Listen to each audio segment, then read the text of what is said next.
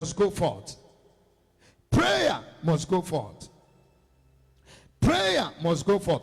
Gather all Israel and I will pray. Gather all Israel and I will pray. Gather all Israel and I will pray. Anytime God will intervene, a man must intercede. It is intercession that brings about intervention. God cannot intercede where cannot intervene where intercession is lacking. The Bible said there are people bound, a people in captivity, and yet none says deliver. So it is intercession that crystallizes divine interventions. Human intercession crystallizes divine interventions. Prayer went forth. If you read Acts of the Apostles chapter 12, God will help us to get to that place this night. The Bible said that Herod stretched forth his hand to vex certain of the church. So he took James, the brother of John, and killed him. And the Jews did nothing. When he saw that they did nothing, and then he pleased his people. The disciples did nothing. He pleased the Jews. He proceeded and stretched forth his hand again, and then laid hold of Peter. That time the Bible says prayer went up. They locked themselves up in one place, and prayer ascended. And you know what happens? Anytime a man prays, he dispatches angels. Prayer dispatches angels. You don't even know the tongues you have been speaking, what it means. Some of us are dispatching angels of restoration, angels of protection, angels of preservation. James chapter 5 verse number 16. James 5 verse 16. The Bible says, confess your trespass one to another and pray for one another that ye may be healed. The effective, fervent prayer of the righteous. Effective. You must have the skills of prayer. Effective means it doesn't talk about duration. It talks about skills. For someone to be effective, it means to maximize appropriately.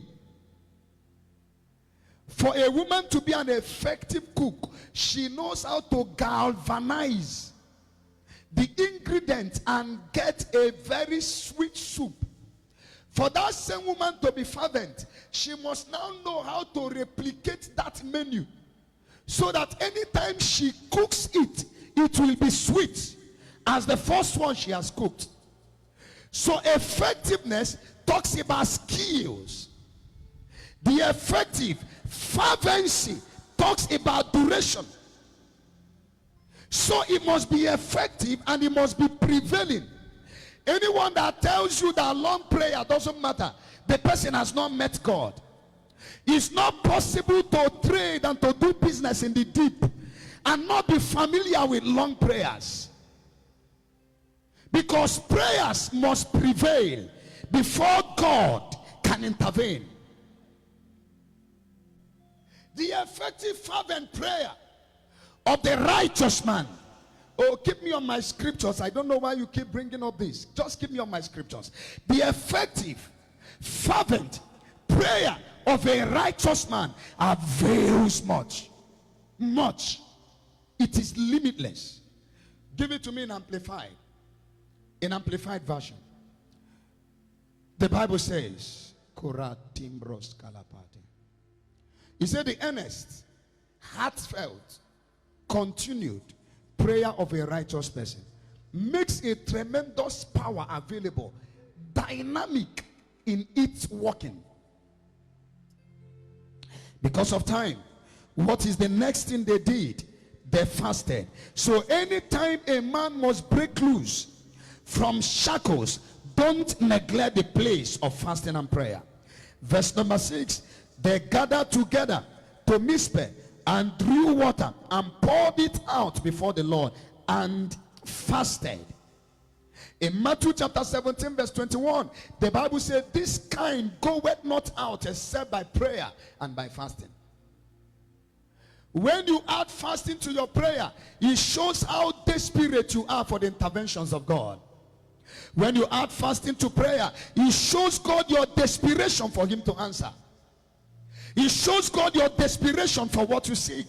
It shows God your desperation for your next level.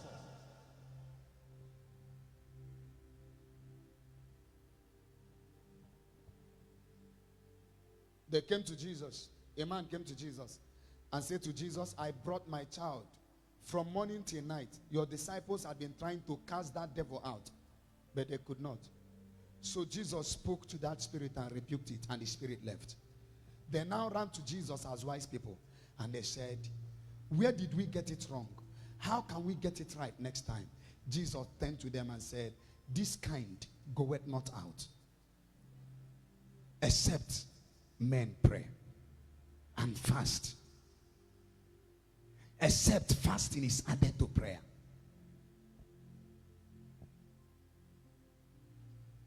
Fasting is a spiritual discipline.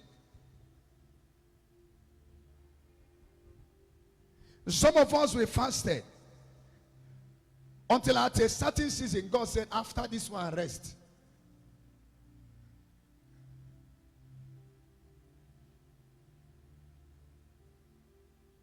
Watch it. Everyone that has a very strong ministry all through the scriptures fasted. Watch it. Watch it. The Bible didn't write the account of all people, but watch some of these major guys. Elijah fasted. Moses fasted. Jesus fasted. Almost all these guys. What of Esther?